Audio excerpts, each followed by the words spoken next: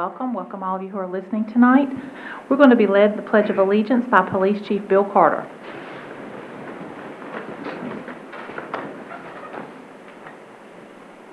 I pledge allegiance to the flag of the United States of America and to the republic for which it stands, one nation, under God, indivisible, with liberty and justice for all.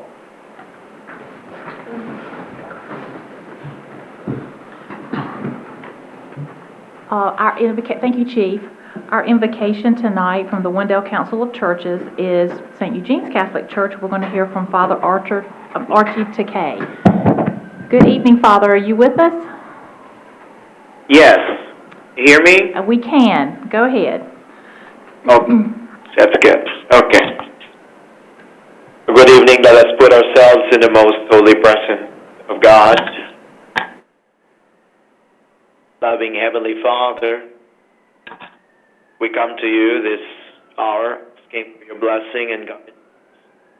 Help as we gather together in our board that we have. We pray for guidance in the matters and ask that you would clearly show us how to work with a spirit, enthusiasm, give us the desire to find ways to excel in our work. Help us to work together to excellence. We ask that we would challenge each other to reach higher and farther, be the best we can be. We ask this in the name of Lord Jesus, our Lord. Amen. Thank you so much for being with us tonight. You're welcome. Do I have a motion to approve? Are there any adjustments to the agenda? And do I have a motion to approve the agenda? Motion to approve the agenda. All right, thank you. We have a motion to approve. Commissioner Joyner?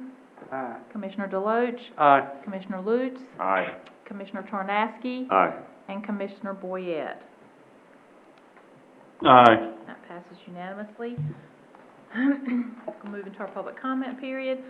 The public comment process has been approved in advance of the meeting tonight. The public had the opportunity to submit their written comments to the town clerk, or were able to submit a request to participate via calling in the conference by emailing their name, address, and phone number to the clerk by Friday, February 5th at 5 p.m. Typically now the clerk would unmute everyone. We had no one signed up tonight, but this is how we're doing it right now, and I urge you, if you have some comment that you'd like to make, to please email the town clerk, and she can get you all lined up and help you navigate that process. Do we have a motion to approve the consent agenda? Motion to approve. Right, Commissioner Joyner? Aye. Commissioner Deloach? Aye. Commissioner Lutz? Aye. Commissioner Tarnaski? Aye. And Commissioner Boyette. Aye. Thank you. That passes unanimously. We're going to move into section 4, our presentations, reports, and recognitions, and we have none scheduled for tonight, probably intentionally, because we have a lot of public hearings this evening. So we'll move into section 5, into our public hearings. The public comment process has been provided in advance of the meeting tonight for our public hearings. The public had the opportunity to submit written comments to the town clerk, or were able to submit a request to participate via calling in the conference by emailing their name, address, and phone number to the clerk by Friday, February 5th at 5 p.m. The clerk will unmute everyone who's requested to speak in the order that their requests were received. You have 5 minutes to speak, just as if you were here in person. Please note that the board will take action on these public hearings at the February 22nd, 2021 Town Board meeting according to North Carolina General Statute. And you will have 48 hours after tonight's meeting to submit additional written public comment to the town clerk. All right, first one is item 5A, is a public hearing for the disinterment, relocation, and reinterment of graves located at 5301 Rollsville Road to Oakwood Cemetery in Raleigh. And we're going to hear from Assistant Planning Director Brian Coates. Good evening, Mayor and Council. This first public hearing before you this evening, as you mentioned, is for a grave removal request at 5301 Rollsville Road, which is the site of a future Wake Tech campus. Give me one moment here.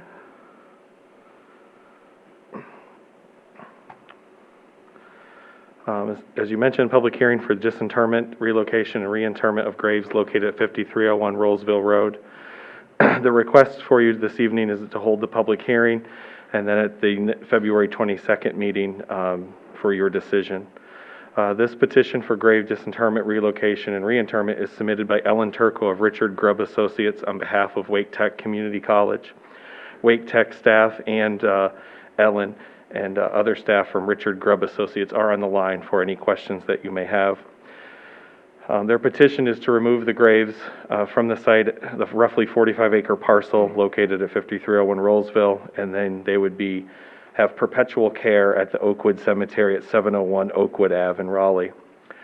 The number of graves at this location cannot be determined with certainty until site work begins. They have found possibly 3 remains that have been identified, but there could be others based on the site. The petitioner indicates that the removal of the cemetery is necessary to accommodate the construction of the Wake Tech Community College campus and to provide better protection of the remains by relocating them to where a cemetery will have perpetual care. Here's a map showing the site. It's a little blue area, identified kind of right where the parcels, where the field kind of meets the woodland, scrubland area. So kind of like exactly right in the middle of their site. Compliance with North Carolina General Statute, Section 65-106A-4 of the North Carolina General Statutes requires that the Town of Wendell Board of Commissioners holds a public hearing when graves are proposed to be removed by a party other than their next of kin. Under the North Carolina General Statutes, any grave that is disinterred is required to be reinterred in a suitable cemetery. Wake Tech has an agreement with Oakwood for those remains to be located there. Also, the remains in the cemetery shall be performed by a licensed funeral director, and the Wake County Environmental Service staff shall be on site to observe the process as required by state law. The funeral director or petitioner shall be required to file a removal of grave certificate with the Wake County Register of Deeds office after the work is complete. North Carolina General Statute does require the petitioner provide a 30-day written notice of intention to next of kin. The petitioner placed legal advertisements in the NNO, News and Observer, newspaper for 4 consecutive weeks in an attempt to notify any next of kin or other interested parties. The legal notices appeared in September on 4 different days in September of 2020. The petitioner has indicated they did not receive any responses to the newspaper advertisements. However, the Town of Wendell did advertise this public hearing as well, meeting state statute.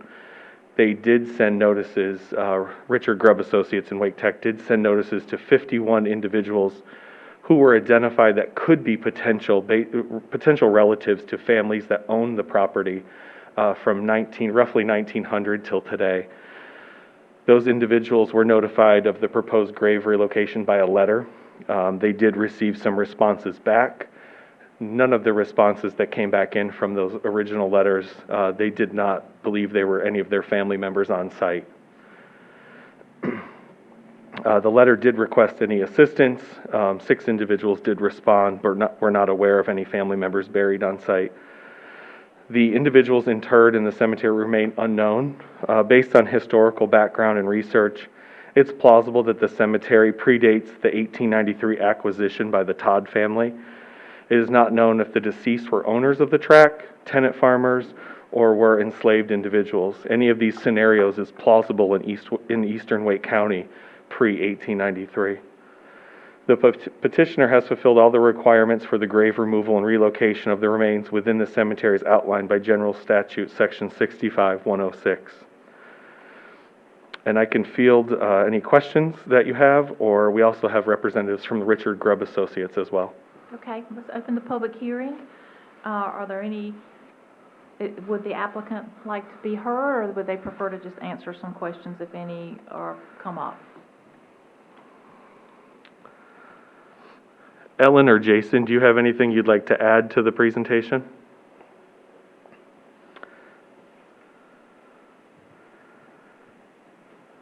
Muted. Hey, sorry, can you hear me? We can, yep.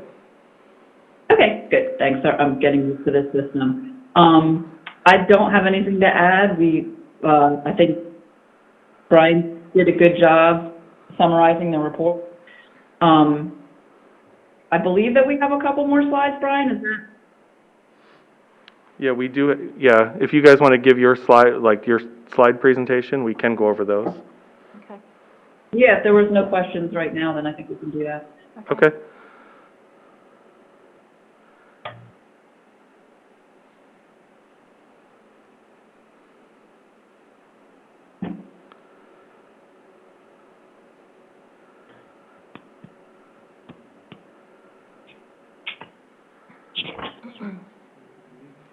Brian, do you have to share the screen?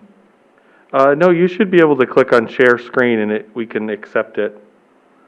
It's available. Or I can pull up the slides if you want me to. Yeah, I think you should, if you could do that. Okay, give me one moment. Okay. And then I'll have, so our firm is located up the road in Wake Forest, and I'll have Jason Schellenhammer, who's one of our archaeologists on staff, talk you through the slides about relocating. Yeah, and this is Jason Schellenhammer. So you can move on to the next slide. Okay, so our slide, bit of a walkthrough of how the cemetery was identified. Right. So this first slide, they put magnetic survey, anomalies on the surrounding area, and signatures would appear if their anomalies reflect the typical undisturbed ground. In their studies, by three locations, one, and then. Excuse me, Mr. Schellenheimer? Jason? Yeah, You're breaking up a little bit. Are you on a cell phone right now? I am. Is there anywhere else in your house that you could move that might get better reception? I understand you're calling from Maryland, but we're getting really bad reception on this end. I understand. I'm sorry. You're perfect right where you How are. far I can bring? Oh, okay. It just worked. So you can hear me right now? Yes, Yes. perfect. Don't move. Okay. Okay. So let's move to the next slide then.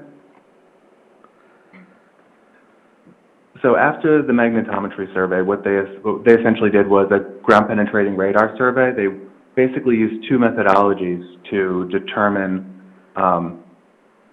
if there's any anomalies in the area, and they compare those two studies to get a better sense of what's in the ground. This is one of the slices from the magnetometry survey, and they identified anomalies in those same three locations, which pretty much gives us a pretty good sense that there is something below the surface there, whether or not it's a burial or some other cultural feature. You can move to the next slide. So these are the three locations based on an aerial.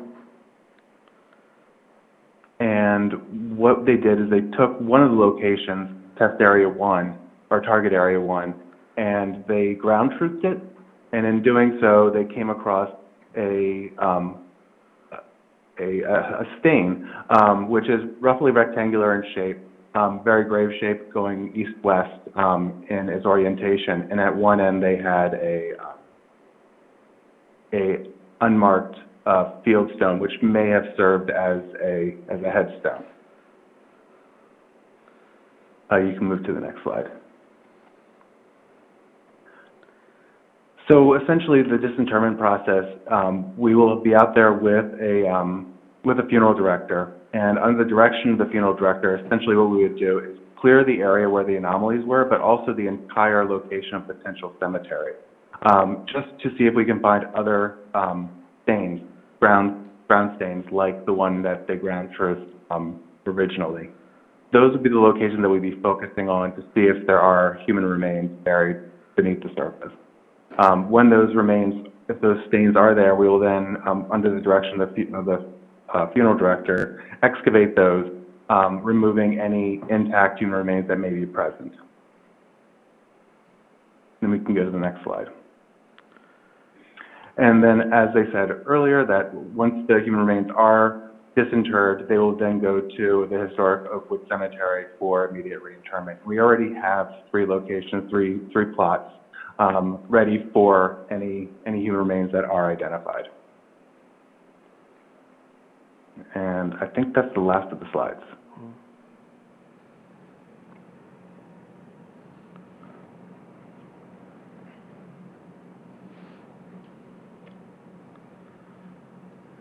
Any questions from the board? Commissioner Joyner? Brian, I don't know if this is best for you or someone on the phone. Section 2.1 of the linked cemetery study, it discusses, and I see in reading it that it was done in March of 2020, so at a time when a lot of things were closed, but that the Wake County Cemetery Survey, those paper documents weren't accessible and directs us to look at them. Is that something that we've achieved? Yeah, so we reached out to Gary Roth at Capital Area Preservation, and there was no information other than the report from Richard Grubb on that cemetery through the cemetery survey or any historical documents that he had access to. Okay. And this is more of a curiosity question, but why Oakwood Cemetery? Ellen or Jason, do you have a response to why Oakwood Cemetery for the reinterment? I can answer that. Can y'all hear me? Yep. A lot of cemeteries won't take reinterment. Oakwood will take them, and they have a whole section. In fact, they're opening another one that's just for doing reinterments on projects like this. Thank you. Typically, if family members come forward and they have a family plot somewhere, that's why we try to contact family members saying we prefer to go there. But in this case, we couldn't identify anyone, so we were hesitated to Oakwood. Any other questions from the board? All right, we had no comments from, any additional questions from citizens tonight, so if that's everything from the applicant, we will close the public hearing subject to the receipt of comment for the next 24 hours and vote at the next meeting. Just so that Ellen and Jason and Wake Tech, the public hearing is now closed and the board will make their decision at their February 22nd meeting. All right, item 5B is a public hearing on the text amendment to the arterial and Collector Street plan and map. We're going to hear from Planning Director Nikki Jones.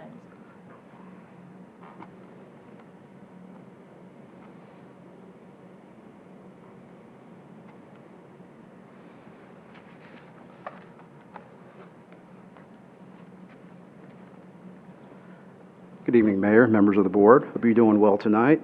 Good evening.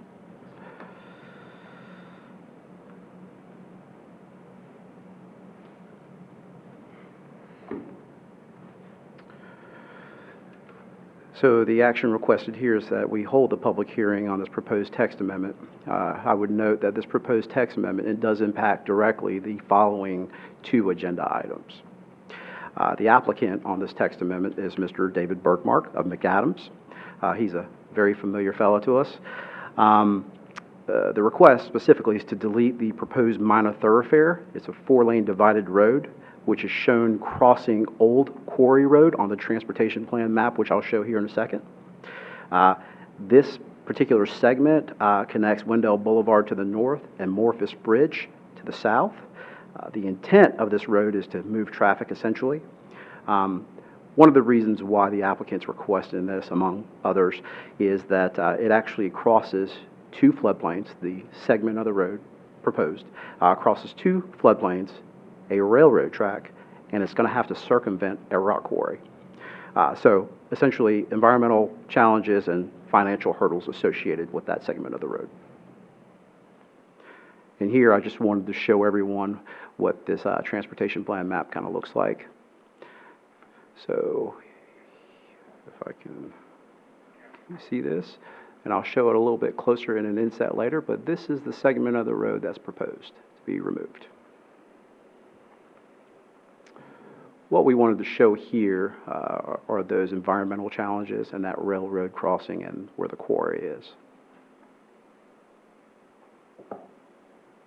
So the blue in the floodplain is what we call the floodway, and then the purple and the magenta are in the floodplain. So here's a little inset so you can get a closer look. This is the proposed segment to be removed.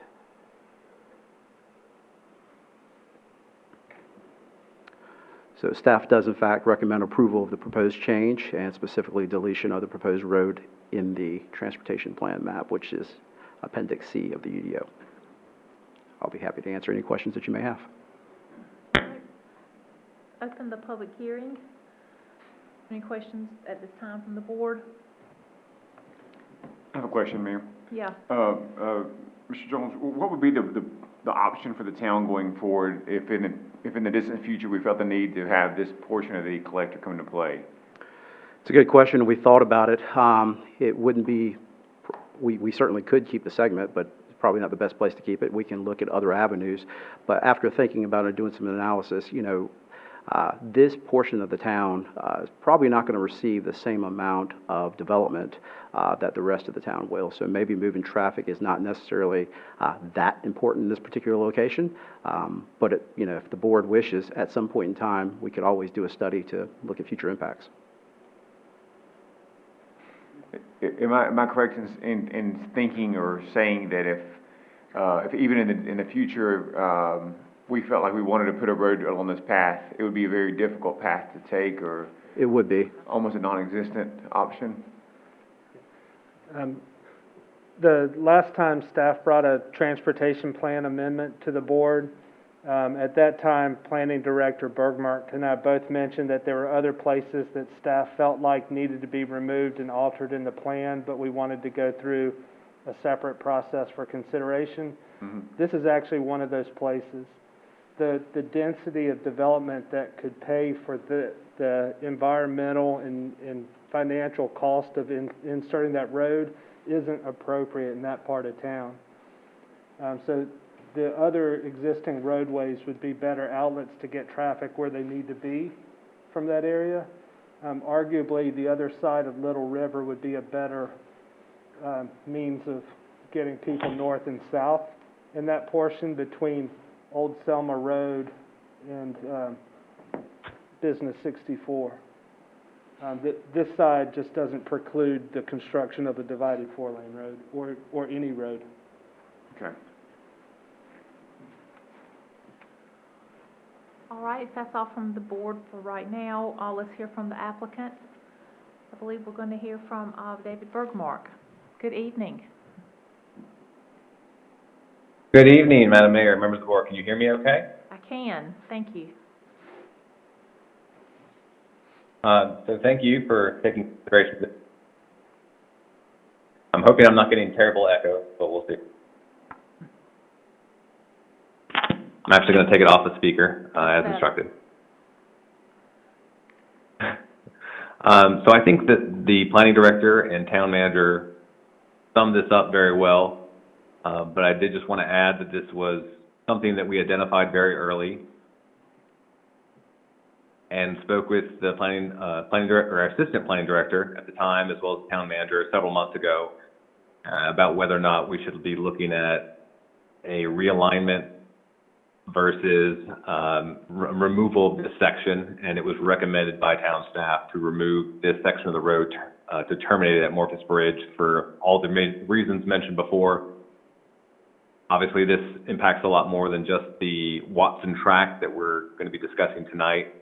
But I think that they summarize very well the reasons for it in terms of where traffic patterns is going to happen, where traffic is trying to go to in terms of mostly westward travel towards employment centers, and just the enormous environmental and financial costs that not only would developers have to bear, but the town would have to bear if you were trying to complete that segment.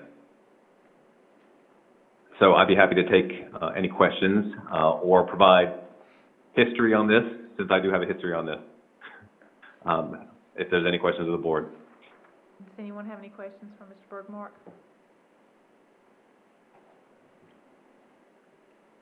I believe we have Mike Owens on as well. Does anyone have any questions? All right, and we have no citizens signed up tonight. If there's no other questions from the board, I would just yeah, like go to ahead. ask Commissioner Loach here. Mr. Jones, let's go back to the, and I just want to kind of summarize just so I'm sure here. Rather than trying to project, traffic numbers and development and all, I mean, clearly we can see that, but just discuss from a cost standpoint. I mean, we're talking multiple wetland areas, railroad tracks. Even if the desire was there, I mean, the cost is ridiculous is really kind of a word. But it would be a substantial burden for not only the town, that no developer is really gonna ante up that kind of money, but just maybe discuss that a little more. Sure. So we're clear. You're absolutely right. So, the financial challenges associated with building a road like this are pretty enormous, to the town. And right now, DOT, who knows where they are, and how long we would have to wait on funding from them, because that's not something I don't think the town would be able to do on our own. We would have to seek a partnership on that. And the development, that it would need to actually construct a road like this, the density on parcels, I don't think that there are enough large parcels for that type of dense development to occur in this particular segment of the road. As it relates to cost, I couldn't tell you, but I know the engineering costs for our simple transportation projects around town are pretty high. I know that studying the floodplains and the floodways are very expensive. I know working with the railroad sometimes can be challenging. So there are a lot of hurdles to overcome. Okay, and I think the simple comment would be that, costs certainly aren't going down, so. No, sir. Thank you, sir. Any other comments from the board? Madam Mayor, just one, and this is, I certainly will support this moving forward, but in revisiting this transportation plan, I think this is something that we as a town need to look to in the future to revamp. Certainly, in looking at it, I feel like that we could be more broad in our approach. It looks like at some points we tried to fit some of the more controversial lines within our bounds when maybe we could have thought a little bit broader and accessed larger DOT roads that could have tied in a little better. So certainly not something that I said in September of 2015 I'd ever want to do again. But I think that it may be something we need to look at directly as growth continues to happen.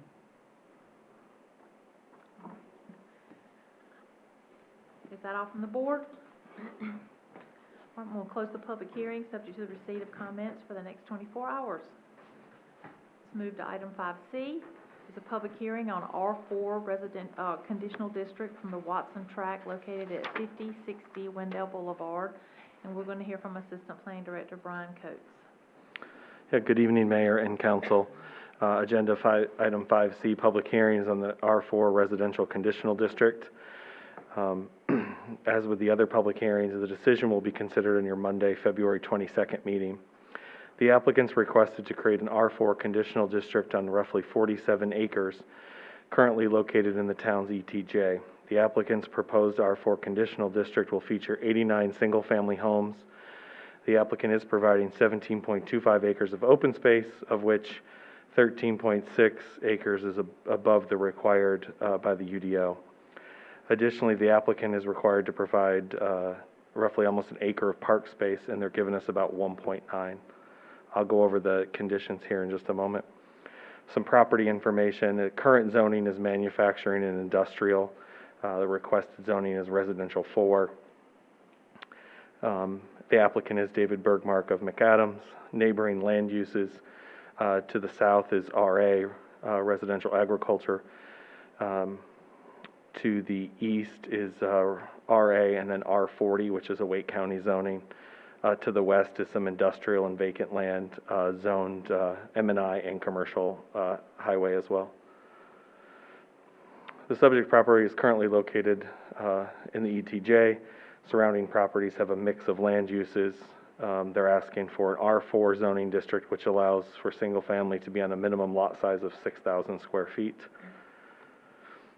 Here's the site plan showing the 89 homes. It does show a pump station located back towards where Little River and the creek to the west meet. Serves those 89 homes in the Little River Basin. Does show playground, greenway easement, and some open space as well along the overlook towards the Little River out of the floodplain. Does show some pocket parks located throughout the site as well. The applicant did choose a conditional district, which they have some flexibility in, so we'll go over those conditions here in just a moment. The applicant's proposing 12 conditions. The first two, they're asking to exceed our 300 length for a cul-de-sac length, and then they're asking to go over our street segment to exceed the 800 feet block length. Those are the asks that they're asking for. And a lot of that is created by the floodplain that kind of surrounds the property on three sides. They are providing a natural overlook with gazebo covered area bordering the Little River. They're providing a minimum of 75,000 square feet of improved park space when only 38,000 is required for the 89 units. They are giving us access easement along Little River for a potential future greenway. They are adding decorative garage doors shall be utilized within the development and shall include carriage hardware and/or windows. Vinyl siding materials are used on the building facade, shall be of high quality, show texture, and have a minimum width of 5 inches and a minimum thickness of .046. And then no single-family home shall have a front exterior elevation that is identical to a home within 2 lots along the same side of the street or homes directly across the street. Condition 9, all homes shall use roof eaves which extend at least 6 inches from the facade plane. Condition 10, 100% of the homes shall be Energy Star certified and shall include the following green standards. High performance toilets, water efficient faucets and flow smart shower heads, Energy Star certified appliances, advanced framing and thermostats, minimum MERV 8 HVAC filtration, thermal breaks, conditioned attics, spray foam insulation, UV blocking windows, sealed insulated ducts, and low to zero VOC materials, paint, stains, and adhesives. Condition 11, sidewalks shall be provided on both sides of the streets. The UD only requires one side to have sidewalks at that low density. Foundations, top of slabs shall be elevated a minimum of 12 inches above finished grade. Finished grade shall fall a minimum of 6 inches within the first 10 feet away from the structure to ensure positive drainage. Some other details, public utilities, development of the site will require connection to city of water and sewer, which is available nearby. Parcel will need to be annexed, which is the next public hearing on our agenda. Phasing, expect just one phase for the development. The applicant is providing a 40-foot street buffer yard when only 10 feet is required, and a greenway easement they're providing along Little River as well.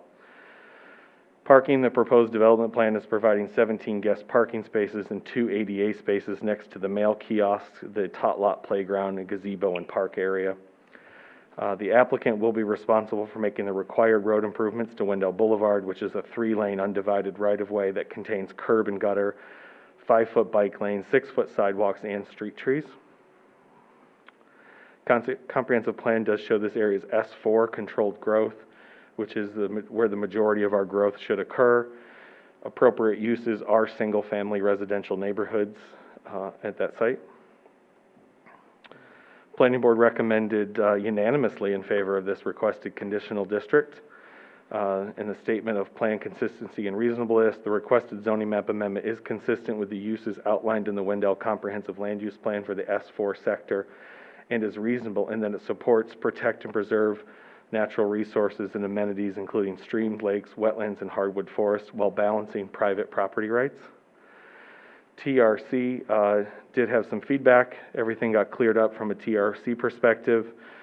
Their most recent submittal that went to Planning Board addressed some where the tot lot playground was going to go, open space, site triangles, and landscaping. And TRC also discussed not having Street B extend to the property to the west as it contains a floodplain and connection would not likely to occur, and the applicants addressed all TRC concerns. Staff is recommending approval, and we can answer any questions that you may have. All right, let's open the public hearing. Do y'all have any questions for staff? All right, let's hear from the applicant if they'd like to be heard. Thank you, Madam Mayor, members of the board. It's David Bergmark again. I'd actually like to allow Mike Owens to give a brief introduction before I kind of expand just a little bit on what staff presented, although they did a good job, so I don't have to expand much. Mike? Thank you, David. Can everybody hear me okay? We can, can. thank you.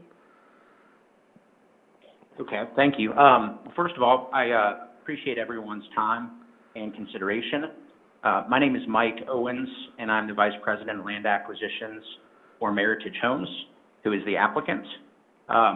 One thing just to clarify, we are the applicants. We would also be the developer and the builder. I know occasionally there's developers who will sell lots to builders. You would be dealing with us throughout the process. So you're dealing with one group, so to speak. One thing I did just want to point out, and it was evidenced in our zoning conditions, one of the things we're really known for is our energy standards. We are the Energy Star Builder Partner of the Year for 7 years straight. We have built over 50,000 Energy Star homes, and it is something that we are very passionate about, include in our building, from spray foam insulation to the windows that we include. Our homes save significant energy spend as well as energy impact to the environment, as well as produce a better, quieter, more livable home. So that is one thing that we are excited about including here, and is something important to us. And I also just wanted to, again, introduce myself and say thank you. And if there's any questions specific to us or our proposal, I'd be happy to answer those as well. Thank you.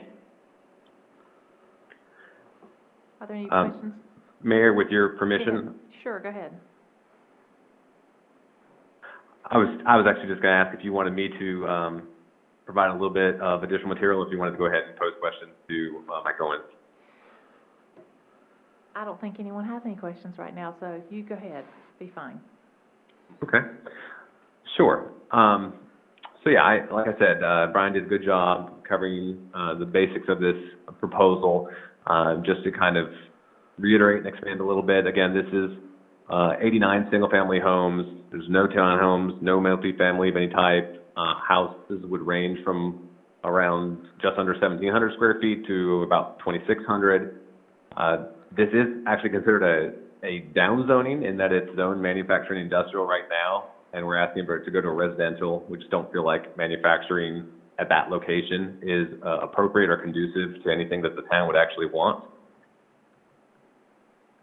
We're not asking for any deviations to the lot sizes or dimensional standards for the R4 district, which is 50-foot wide lots, 6,000 square foot minimums. There would be a 40-foot buffer along Wendell Boulevard, and Wendell Boulevard would include 900 feet roughly of widening and improvements to a 3-lane cross-section. And that pump station that was mentioned by staff would actually be oversized for the city of Raleigh. And so it would benefit not just this development, it would be oversized to serve additional development along the eastern portion of Wendell. Brian went through all the conditions, so I just want to say that I think in doing this, we were looking to not ask for a lot and provide what we thought would benefit Wendell and kind of be commensurate with what we're looking at doing for this development. The only two asks, again, are just dealing with the cul-de-sac length and the block length, and those are really dictated by the fact that we can't connect to the exterior due to the floodplain surrounding us. Otherwise, everything we're listing as conditions are things that we're offering, and we tried to pay attention to what the planning board input gave us, what input we heard from staff, from the council for those that we spoke with, as well as just listen to past board meetings and learn about some of the kind of more bigger items that were coming up, such as that last condition dealing with foundation that seemed to really be important to the town. So with that said, we're excited about about this proposal, and I'd be happy to take any questions you may have. Any questions for Mr. Bergmark? I got a quick question. Sure. The road size, and is there parking on the road? Is there HOAs limiting parking, or how is this headed? There's only 17 extra spots in the subdivision. Did you hear the question, David? Yeah, I did. Sure. So, we don't have a condition right now that would limit on-street parking. We actually have 19 spaces by that hot lot. So we did try to put more spaces than would be required or we thought would necessarily be needed just for a tot lot for an 89-unit subdivision. Since there were no townhomes and no smaller alley-loaded homes, we didn't feel like that would really be much of an issue in terms of road parking, although we're open to, you know, any suggestions you may have. And in terms of the road size, it is the town standard local road, which is a 27-foot back-to-back, the back curb to back curb. Thanks. Any other questions from the board? Yes, Madam Mayor. You spoke to the builder, David, or as being the Meritage Homes. Looking at just some of their other developments they have, what do you anticipate this, or this may be a better question for Mike, but what type of development is this going to look like based on some of the other ones you guys have done in the area? Yeah, I'll let Mike handle that question. Did you hear the question, Mike? Yeah, I think I heard most of it. Essentially, you know, is there something that we compare it to that we're doing elsewhere? Yes. So, we're pretty heavily concentrated right now in western Wake County. We have a number of developments in Apex that I would say are similar 50-foot lots with 40-foot wide homes that are probably typical, you know, and comparative to what we'd be looking to do here.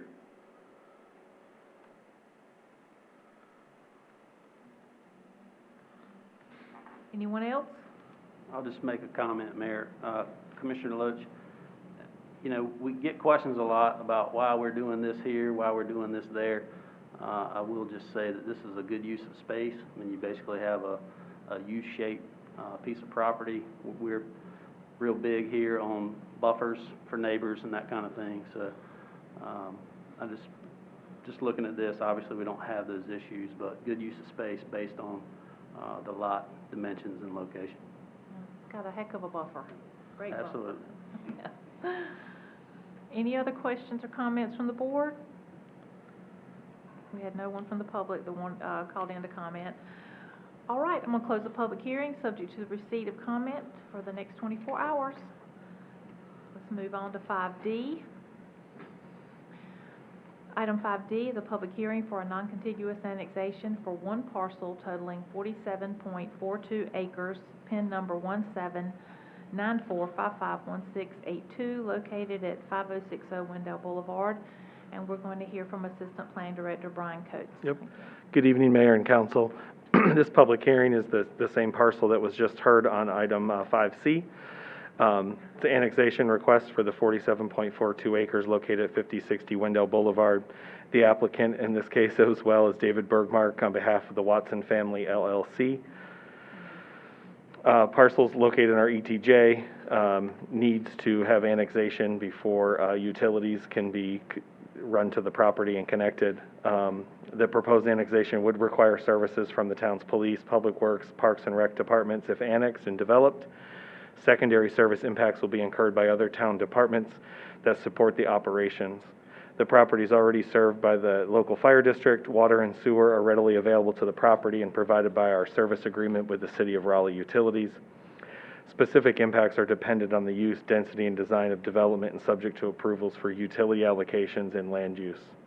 I can field any questions that you may have on this annexation request.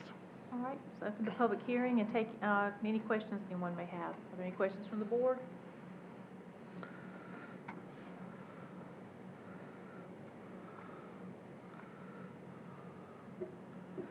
All right, this is a quick one.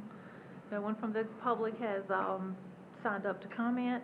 If there are no additional questions from the board, we'll close the public hearing subject to the receipt of comment for the next 24 hours. Vote at the next meeting. Item 5E is a public hearing on a non-contiguous annexation for one parcel totaling 50.63 acres, pin number 17747248863, located at 0 Eagle Rock Road. Mr. Coates. Yes, good evening again. Public hearing on this annexation. The decision will be considered at your February 22nd meeting. Ms. Debman, on behalf of the 520 State Street LLC, has submitted an annexation request for the one parcel totaling roughly 50.63 acres. It is an address at 0 Eagle Rock. The property is required to be annexed before access to municipal water and sewer. At this time, no development plans have been submitted for TRC.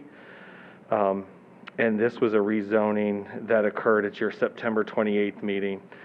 Since this rezoning that was approved by you all on September 28th, 2020, previously annexations and development plans were submitted separately. And traditionally, annexations only occur as you're getting ready to connect to utilities. We kind of changed our policies in the summer after this original rezoning was submitted, where we do the annexation and the development plan at the same meeting. This property was rezoned to R3 in September.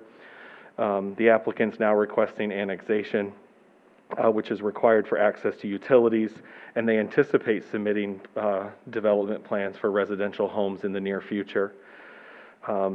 Like all the other annexations, this would require services from the town police, public works, and parks and rec if annexed and developed. Secondary services will be incurred by other town departments such as planning. Property is served by local fire district. You can see there's a sewer line running through the back side of the property currently, so utilities are there. And then impacts are dependent really on the use, density, and design. R3 is really intended to be kind of a not really rural, but not really urban density of residential subdivision. So that was approved in September, and the applicant still needs to go through TRC process for any development plans. I can field any questions that you may have on the annexation. All right, let's open the public hearing. Are there any questions from the board? All right, would the applicant like to be heard? No? Amanda, do you have anything to add to the item? Hey, can everyone hear me? Yes, Yep. ma'am. So I don't have much to add. All I would say is we're moving through the process and we'd like to go ahead and get this done. I think that the reason that there's a bit of out of sequence is that there's wetlands on the east side of the property, and those are still being evaluated, but there's nothing out there right now that would lead us to believe that the project is not moving forward. So we would like to go ahead and move forward with it. All right. We have no citizens signed up to comment tonight. If there are no additional questions from the board, we'll close the public hearing subject to receipt of comment for the next 24 hours. Thank you. Item 5F is a public hearing to formally close the right-of-way known as the alley located between 4th Street and East Depot Street. We're going to hear from Planning Director Nikki Jones. Good evening again.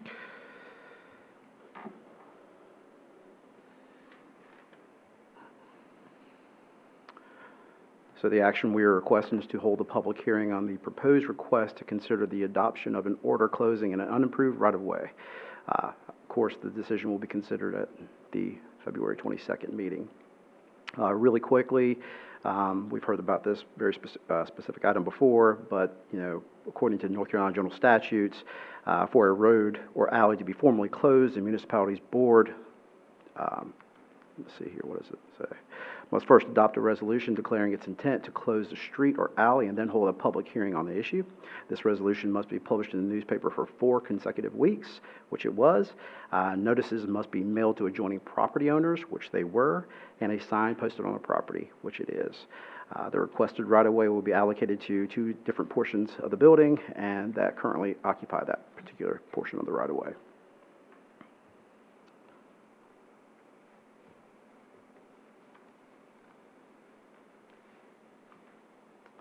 So the process here would be to first adopt the resolution, which you all have, legal advertisement, post a sign, joining property owners, and tonight is the public hearing. The following step would be to take the action and adopt the order to close the right-of-way. Just again for reference, here is the particular block that we are talking about. This is the right-of-way which we are talking about closing. Here's an aerial of that right-of-way, and you can see where the building has actually just been constructed on top of the right-of-way. And at the February 22nd meeting, staff would recommend that the board adopt the attached order closing an unimproved right-of-way. Happy to answer any questions that you may have. Okay, let's open the public hearing. Are there any questions from the board? Does the applicant have anything they'd like to add? The applicant is not on the phone. Okay, let's see his name down here, or his. All right, if there are no other questions from the board, we'll close the public hearing subject to the receipt of comment for the next 24 hours. Item 5G is a public hearing on text amendments to the Town of Wendell Code of Ordinances and the Unified Development Ordinance to comply with Chapter 160D of the North Carolina General Statutes. Mr. Jones. We are asking that the board hold a public hearing on the proposed text amendment requests, so there are several requests, and adopt the ordinance to comply with the new updates associated with North Carolina General Statutes, Chapter 160D. Of course, this decision will be considered on Monday, February 22nd. So just a quick synopsis of Chapter 160D. The North Carolina legislature has essentially combined two chapters of the general statutes, one associated with cities and the other associated with counties. So cities are municipalities. Basically they've done it for consistency purposes because, you know, going across the state, you would hear different things. People use terminology a little bit differently. Counties would use terminology a little bit differently. They were just looking for consistency in how things are worded in the general statutes. So they put it all into one chapter, and that one chapter is 160D. It's important to note that this does not create any major policy shifts. This is essentially a big cleanup, if you will.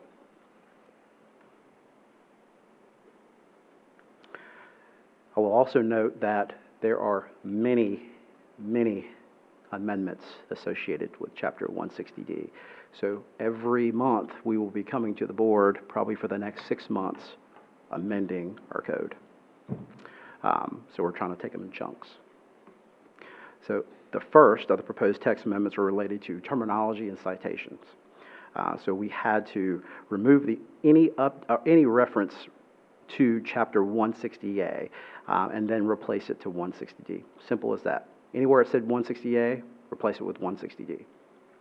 Remove old terminology to align with Chapter 160D language, such as conditional use permit, special exception, conditional use zoning district, and special use zoning district. Just the terms. Ensure that the ordinance definitions for the following terms are consistent with definitions provided in state law and regulations. So they also updated definitions of things such as building, dwelling unit, bedroom, sleeping unit, so everybody would have the same understanding of what those meant. So quickly, I'll go over some of the amendments. Currently, we had 58 references in our code to Chapter 160A. So we removed all those 160A references and switched them to 160D. Just an example here, corporate limit references, and then we replaced it.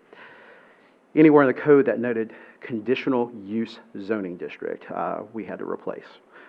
So we removed the term conditional use zoning district because it's old language and an old process, something we don't follow anyway, but it was just old language in the code that we cleaned up.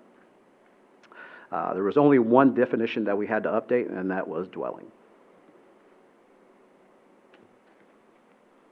As we were making these updates, we came across some old language around annexation. So we removed this in the Code of Ordinances because it spoke to it somewhere else, and it also spoke to the process somewhere else. So basically it was duplicative language. That's why it was removed.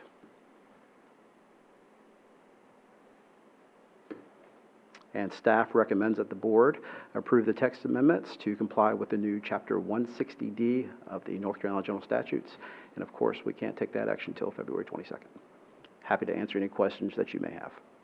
All right, let's open the public hearing. Are there any questions from the board? None? All right, we'll close the public hearing, subject to the receipt of comment for the next 24 hours. I believe that's our last one tonight.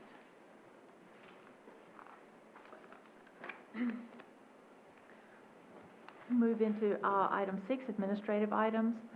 Item 6A is a decision on rezoning approximately 16.18 acres located at 2891 Wendell Boulevard and 969 Marshburn Road, PIN number 1784456183 and 1784542734 from rural agricultural to corridor mixed use. Mr. Coates. Yep. Good evening again. Public hearing was held on this item on Monday, January 25th. The applicant is requesting for the parcel to be rezoned from RA to CMX, corridor mixed use. The intent possibly is to build multifamily housing, which would require a special use permit and come back to this board for approval. Just to go over the site again. 2 parcels with access to Marshburn Road. And I can field any questions that you may have on the item. Are there any questions from Mr. Coates?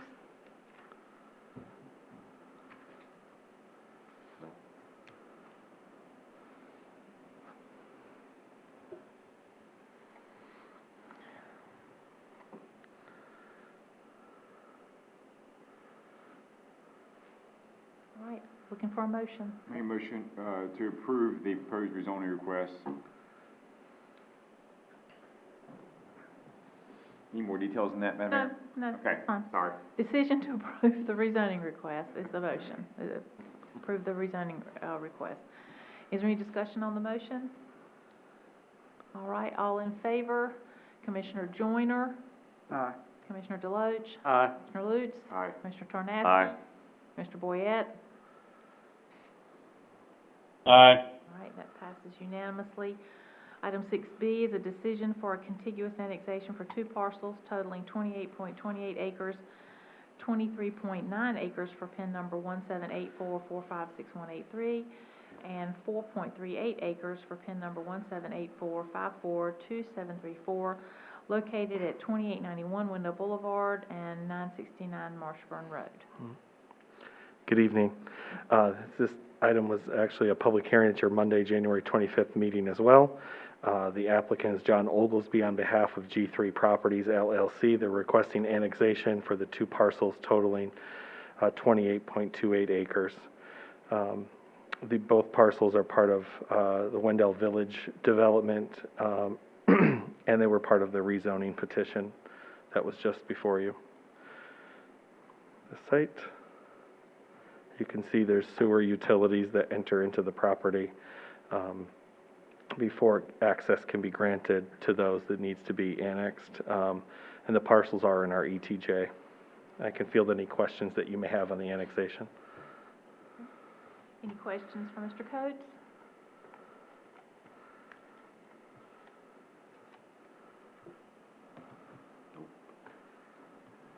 Madam Mayor, I'd like to make a motion to approve the proposed annexation petition for both parcels and adopt the attached ordinance. We have a motion to approve the annexation and adopt the Attached ordinance. attached ordinance. Is there any discussion on the motion? All right, Commissioner Joyner? Aye. Commissioner Deloach? Aye. Commissioner Lutz? Aye. Commissioner Tornasky? Aye. And Commissioner Boyette? Aye. And that passes unanimously. Item 6C is a subrecipient agreement between the Town of Wendell and Wake County for Community Development Block Grant Funding. I'm going to hear from Planning Director Nikki Jones again. Hello again. The specific action we are requesting here is actually to accept the CDBG funds from Wake County and then authorize the town manager to execute the subrecipient agreement. So quickly, I'll go over what this subrecipient agreement is tied to. So here's some key points. In 2020, let me move this real quick. In 2020, the town was awarded $255,000 of CDBG funds to assist with neighborhood improvement projects. This funding will be coupled with our own funds to provide infrastructure upgrades along several streets and neighborhoods in the neighborhood just west of downtown. These upgrades will include new sidewalks where they currently do not exist, so essentially filling in gaps, new curb and gutter and resurfacing along parts of West Academy Street, and upgrading ADA accessibility at some of those intersections. The subrecipient agreement will formalize a relationship between us and Wake County in this particular matter with CDBG funds. And it's also important to note that CDBG funds do require, they have federal requirements, so there are very specific guidelines that we must adhere to when it comes to these dollars.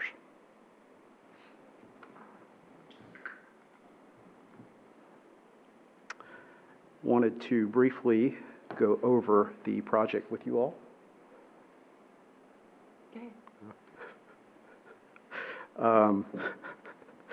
So here, East Academy Street, or West Academy Street, a portion of it's already paved from a new development, so we're basically picking up where they left off. And it's also probably important to note that we are not going to put sidewalks on both sides. We just wanted to make sure we could make some of these connections for folks to kind of walk safely. So sidewalks will not be on both sides. So here is West Academy Street, is where we would do some resurfacing, curb and gutter, and sidewalk on one side. This portion right here of Todd Street, then going into Wall Street, we would also do some sidewalks where there are some gaps, and then at this intersection, make sure there's some ADA accessibility upgrades made there. And all the way down to Cook Street, so there is a property here that we wanted to make sure we could connect all the way over to Wendell Falls Parkway to provide some accessibility to downtown as well. Right here, that we would just fill in some gaps for sidewalk. So quickly, I'll go over a schedule. Subrecipient agreement execution early February. This would require additional task services agreement. That'll come before the board February 22nd. That will pertain to federal compliance and oversight, design and engineering. Then hopefully survey completion by early March, because we've got a survey to make sure that we have all the right-of-way that we need. Begin design and engineering mid-March, complete design and engineering hopefully by the end of July, and then go on to right-of-way acquisition. Hopefully, in this instance, and we'll talk more about it at the next meeting, there's not a lot of right-of-way for us to acquire. And then moving forward, bid the project in November, award the project in December, and construction between the months of January and May of '22. We have to have this complete by June of '22 per the subrecipient agreement. So we've got to move on it. Also wanted to make the board aware that this project is directly tied to your strategic plan, goal number 1, or goal number 2, and goal number 3. And then also, our staff's recommendation here is to accept the CDBG funds from Wake County and authorize the town manager to execute the subrecipient agreement with Wake County for the neighborhood improvement project. Happy to answer any questions that you may have. All right. Thank you. Does anyone have any questions? Any questions from the board? I have one question. Yes. Mr. Jones, I assume that in areas where there's already existing sidewalks, just from Wendell Crossing, that we're only going to pick up on that same side of the street and try to make that continuity, so try not to cross. Yes, sir. That's correct. Okay. Any other questions? Madam Mayor, I'll make a motion. We accept the CDBG grant funds and authorize the manager to execute the subrecipient agreement. All right, we have a motion to authorize the town manager to execute the subrecipient agreement and accept the CDBG funding. Is there any discussion on the motion? Okay, I thought I heard somebody say something. Commissioner Joyner? Aye. Commissioner Deloach? Aye. Commissioner Lutz? Aye. Commissioner Tornaski? Aye. And Commissioner Boyette? Aye. All right, that passes unanimously. Item 6D is an interlocal agreement between the town of Wendell and Wake County for building inspections and building plan review. Mr. Jones again. So this agenda item, we would like the board to authorize the town manager or his designee to execute an interlocal agreement with Wake County for services related to building inspections and plan review, building plan review specifically. Again, just some key points here. The town has utilized Wake County for building inspections for several decades. The last interlocal agreement was executed in 1982. Basically, over the decades, a lot of things have changed, technology, new legislation, and we have certainly seen an increase in activity, development activity.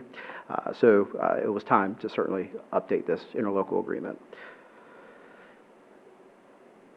Quickly, the county generally provides building inspections services for us. So that's not code enforcement, that's actually North Carolina State Building Code.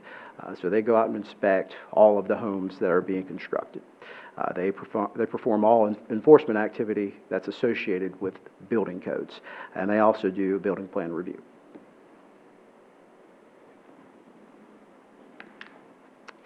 And essentially, we do everything else. I get it. So staff does recommend that the board authorizes the town manager or his designee to execute an interlocal agreement with Wake County for services related to building inspections and building plan review. Happy to answer any questions that you may have. All right, are there any questions for Mr. Jones?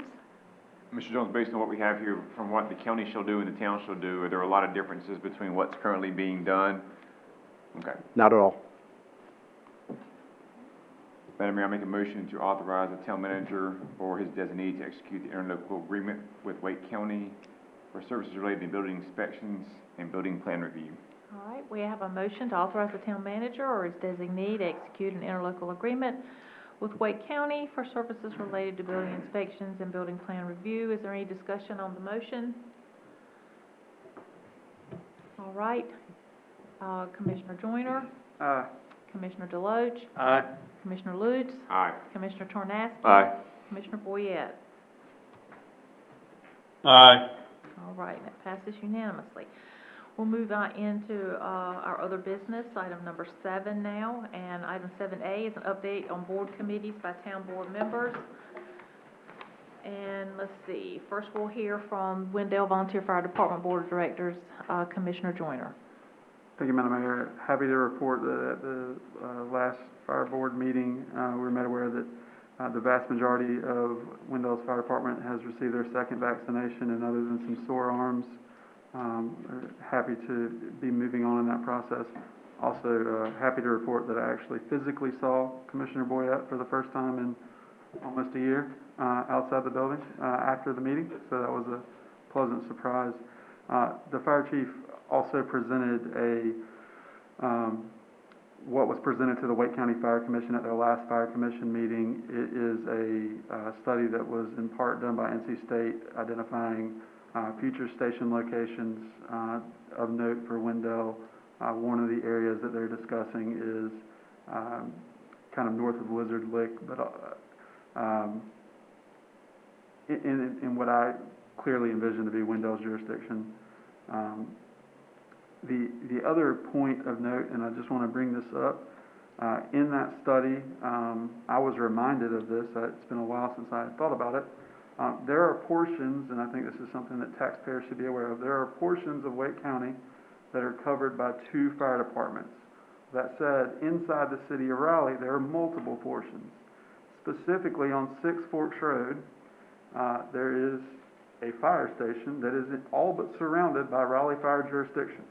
To the best of my knowledge, the new Raleigh Fire Chief has said he covers the whole map, which means there's no holes in the city that he will not cover. There is a Raleigh Fire truck parked and co-hosted with another volunteer agency that Wake County pays for. The effect of that is Wake County is spending money to provide fire services in an area where it is duplicative at best and just dumb at worst. I'll get back to that when we get to my commissioner comments. That's all for the fire board. All right, Commissioner Boyette, who attended the TRC, let's hear from you. Yes, thank you, Mayor. On February the 4th, the TRC met to discuss Wendell Falls Phase 10. Some items of note, we discussed traffic patterns, speed limit signs, and parking signs. The police chief, as he always does, correctly, brings up site triangles and, for intersections, landscaping and street lighting. There were a few issues with some road names and some numbers. There was a discussion about a stub street and a fee in lieu of, that might be, coming before us. And then there was quite a lengthy discussion about how close a neighborhood street can intersect Wendell Valley Boulevard as Wendell Valley Boulevard intersects nearby with another road. And the DOT representative basically said they couldn't support the current alignment of that side street, even if it was a one-way in, one-way out. And basically said that DOT has rules about distances for state-maintained roads. And so the developer was going to go back and look at some alternatives and try to figure out how they could remedy that problem. There were also some issues. There were no water main permit numbers or sewer main permit numbers on the plans, and so they said that was an easy thing to add and fix. There were also the guy from DOT, apologize for not remembering his name, but he had some comments about the landscaping trees that were going to be planted along Wendell Valley Boulevard in the right-of-way. Basically, they don't support planting trees in the right-of-way for both safety and site reasons, also maintenance, I believe. And then there was a discussion about some what were called street bulbs, which is where the street gets really wide in a turn to facilitate ease of turning. And the police chief had some concerns that unnecessarily wide sections of street would become de facto parking spaces, even if that weren't allowed in that. And he saw an enforcement issue there. And so that was the thing the developer was also going to look at, see if they could figure out a way to get around those things. That's all for TRC. Thank you very much. Now we're going to hear from Commissioner Deloach, attended the Triangle J Board of Delegates. Thank you, Madam Mayor. Just a small amount of background on that Triangle J Council of Governments, also known as TJCOG. There were quite a few acronyms during the meeting. It's one of 17 different regional planning and administration areas created by the General Assembly throughout North Carolina. Our particular group serves Moore, Lee, Chatham, Orange, Durham, Johnston, and Wake counties. So we discuss transportation, economic partnerships, aging, housing, natural resources, just literally topics that impact us every day in our community. So this particular meeting, there was a short presentation, an audit report was given. There was also a presentation of the Triangle Transportation Demand Plan, also known as the TDM. The topics that they discussed during that were traffic congestion, which we're all aware of, and air quality impacts of that. So we did hear from the executive director, then finished up the meeting with a roundtable discussion. Each member there had an opportunity to brag about how great things are going. So obviously I was able to give a brief report on a handful of things we're working on here. Also, county commissioners were present as well, so we're able to get an update on the county level, including two of our own Wake County commissioners. So excited to be a part of it. Let them know that Wendell is certainly interested in partnering with the surrounding municipalities. I think Knightdale and Zebulon were present at the meeting. Then obviously the surrounding counties, Johnston County specifically had members there as well. So the good news is that they understand what we're going through from a growth standpoint. Everybody obviously is going through some growing pains as well, but there's quite a bit to learn there, I think, from the folks that have already experienced what we're going through. So looking forward to that, looking forward to being involved, and we did meet virtually. So I understand that they offer a nice snack or a meal, but not virtually. So that's it. Maybe soon. All right, let's move into our commissioners' reports and start with Commissioner Joyner. Thank you, Madam Mayor. Want to thank our town staff, Parks, or Public Works. If you've been around downtown, there's some new signs, new recycling bins. They look great. If you head out to the park, this week at Wendell United Methodist was served Sunday, and had a crew out at Wendell Community Park, spruced up some things, some new handrails, some new fences, bridges. It looks great. Wanted to mention that the Saddle Up and Read program that's Caitlin Gooch here in Wendell continues to get tons of attention, and if you can reach out to her and be a part of that, it's certainly worth your time. Earlier tonight, you heard Planning Director Nikki Jones discuss CDBG funding, and that brings me to the census and why it was important that you fill out the census. That is one of the programs that counts on those census numbers, and obviously that's benefiting Wendell in this scenario. But thank you for doing well in the census this time. I want to address one other thing. Earlier this week, you may have seen that Wake County EMS has announced that they will be taking over all EMS services effective April and May of this year. They'll be closing Cary area EMS as well as Eastern Wake EMS. I brought up earlier in my fire department board report, and I thought it was ironic that in that meeting we discussed the co-location of fire stations with county departments and city departments. I'm glad to see that folks are looking at that, and I hope that we continue to look at it. Wake County EMS is by all accounts one of the finest EMS agencies in the country. Wendell Rescue Squad happened to be one of the first in Wake County, and that's something that I know several people in Wendell are proud of.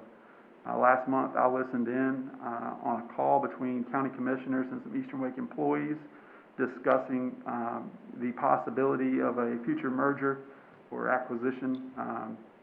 And I heard clearly from Eastern Wake employees and members of Eastern Wake EMS community, that's something they didn't believe was prudent.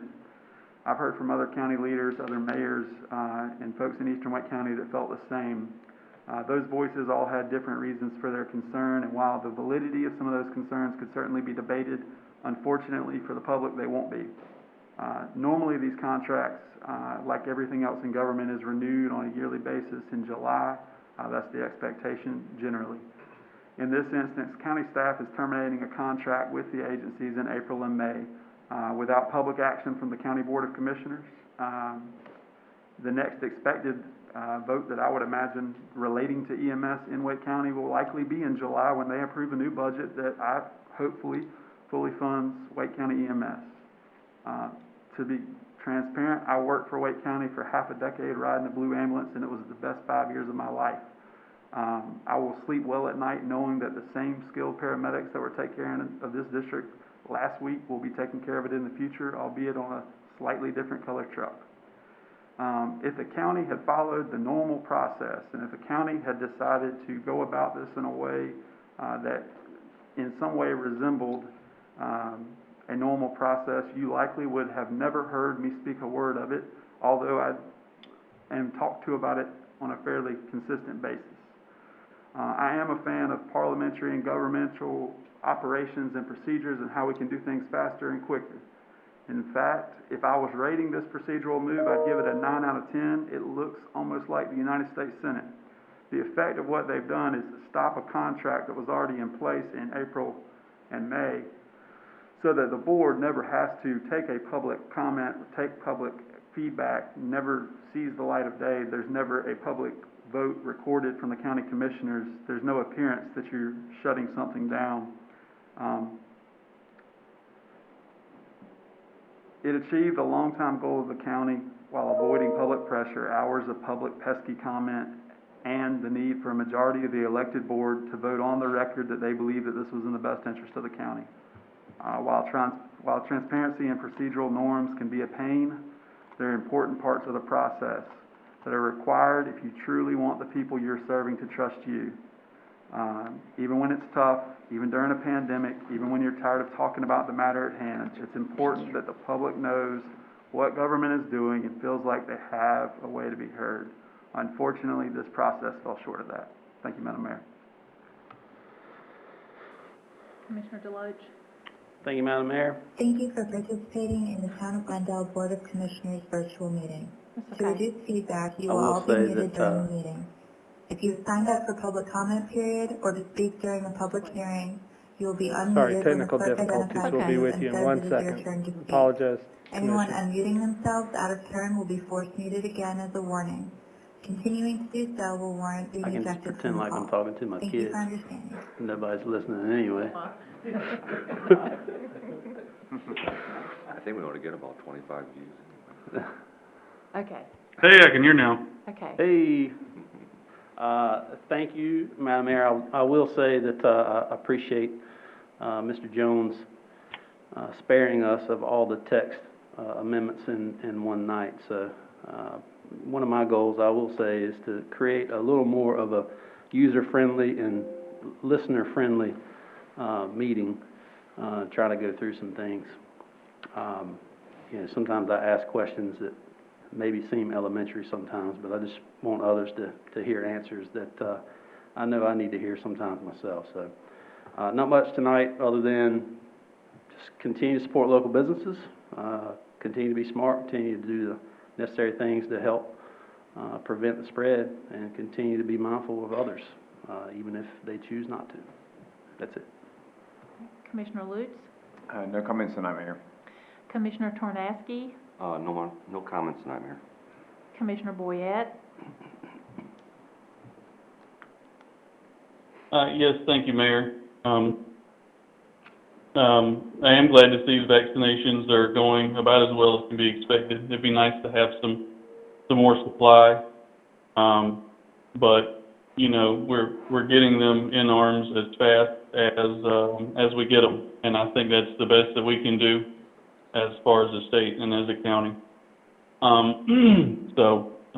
Just hoping that keeps going as fast as possible, and we'll get past all this. Ask and ye shall receive. I'm a firm believer in that you never get anything you don't ask for at the very least. And one of the things that we've been asking for is a increase in the quality of housing that is coming to our town. And not only did we see that tonight in actions with a developer coming up forthright and saying that they were going to do raised foundations, they're paying attention. They're watching the meetings, and they're seeing what's important to us. Basically, we being in Wake County, we're in a position that I'm not going to say we get whatever we want, but any reasonable request, I think, is going to be taken seriously. And so, I'm very happy to see this. I'm super excited, and the development doesn't seem to be slowing down. As far as CRC meetings go, I think there's 6, 7, or 8 that are going to be in the next month for both commercial and residential development. Perhaps another fast food restaurant coming our way. So look forward to working through all of those and reporting those back to the town. And everybody stay safe out there. Thanks. Thank you. Real quickly, I want to echo Commissioner, I got the letter today, this week as well, about the EMS service, and this has been going on a while. A couple of neighboring municipality mayors and I did get together. We made phone calls, we wrote a letter, we did try to encourage a more appropriate process for this, but I guess we just didn't have the pull we needed to make that happen. So that is concerning. I don't have a lot tonight. I want to tell you that we're accepting applications for the farmer's market this season, and we need a produce vendor, and we need all kinds of vendors. And you can sign up on the town's website at thetownofwendell.com and fill out an application. We have, the market is from 8 to, I think, 12, 8 to 12 on Saturdays. I wasn't sure if it was 1. And you can come every Saturday, the first and whenever you would like. You don't have to commit to certain days or things like that. I know a lot of people have obligations, and they're unable to commit to every Saturday. We just welcome you to join us and hope that you will come and be part of the Wendell Farmers Market. It was a lot of fun last year, and I anticipate it being even more fun this year. Real quickly, I just have to tell you a funny story. Yesterday afternoon, I was in the house, and this little boy walked up to my husband in the driveway and said, "Is this where the lady mayor lives?" And he was on his bike, and Bruce said, "Well, yes." And he said, "Well, I need to talk to her." So Bruce said, "Well, I'll get her." So he went in the house and got me, and I went outside and talked to this young man for probably an hour. He was 12 years old, and he had ridden his bike up to talk to me, and he had a lot of questions about Wendell, the kind of development that is taking place here, the pandemic, our numbers in the pandemic, a lot of questions about the world, a lot of questions about a lot of the protesting that has gone on over recent months, or last several months actually. His role and what he thought his role would be when he becomes an adult. And he also wanted me to know that he is really struggling with virtual learning, especially in science. So I think the lesson is our kids are watching. Our kids know about our worries about the pandemic. They know about the worries of the things that are happening on a national level. They know, and they're watching. And this, it was a little boy. He was 12 years old. That's a little kid, you know, and we need to all be cognizant of what we're saying, and the fact that everybody is so raw right now. We need to just be aware our children are watching, and he's watching, and he was really worried. He is going to be checking in with me on Fridays now and showing me that he's turned in his science homework. So, because it turned out that part of his problem is he hadn't turned in some things. So, you know, you get to the truth the longer you stand in chat sometimes. So, but he had a lot of worries, and he was just a fine, fine young fellow, and it did give me a lot of hope that the future is in our hands like that, and he was really a nice little kid. So, I need a motion to adjourn. Motion to adjourn. All right, we're adjourned.